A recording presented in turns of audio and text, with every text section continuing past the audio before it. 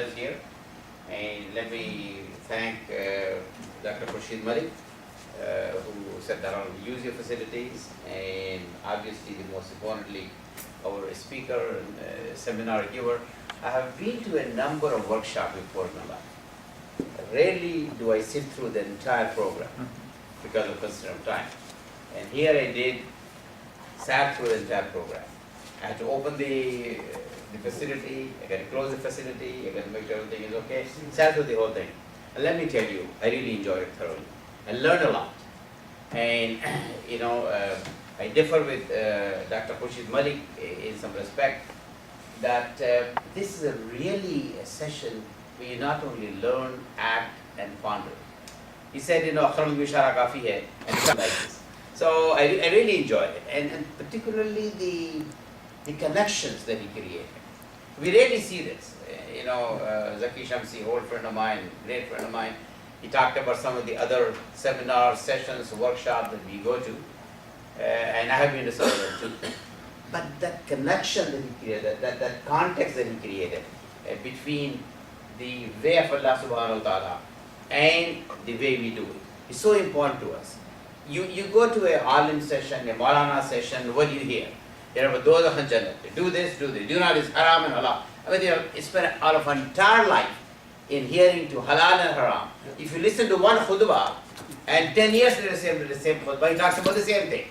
How to make wudu, how to pray, this is halal, this is haram, don't do this. If you do this, you're going to go to Jannah. If you do not do this, you're going to go to Jahannam. That's what we have heard about. Not for one day, for my life.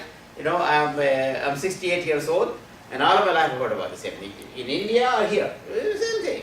Basically the same thing. But rarely do you see that changes your personality, really changes you from the bottom of your heart. What he talked about, no khatib talks about it. It was their job, but they never talk about it. They never talk to bring Allah's way of attributes in our life.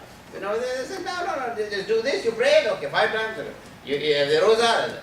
That's where we end. And I think I like his terminology he used. There is nothing but icing on the mud. So we have always talked about icing on the mud for a long, long time. And in my belief, we have done this for centuries. If you have a poor person right next to you, you never talk about how to feed that poor person. You talk about giving charity in the sense that makes you more proud, because you're giving charity to the person who comes out to beg. We created millions of beggars, and their job is to come and beg every Thursday or Friday to your house. We feel proud we are giving something to this guy. We have never worked on improving his condition to make him a normal human being. We perpetuated charity, the fuqara, on a continuous basis. We have never done anything to alleviate poverty, to improve education, to improve sanity, improve standards. And yet, we always say, we are the best. We are the best. Nusra is coming to us.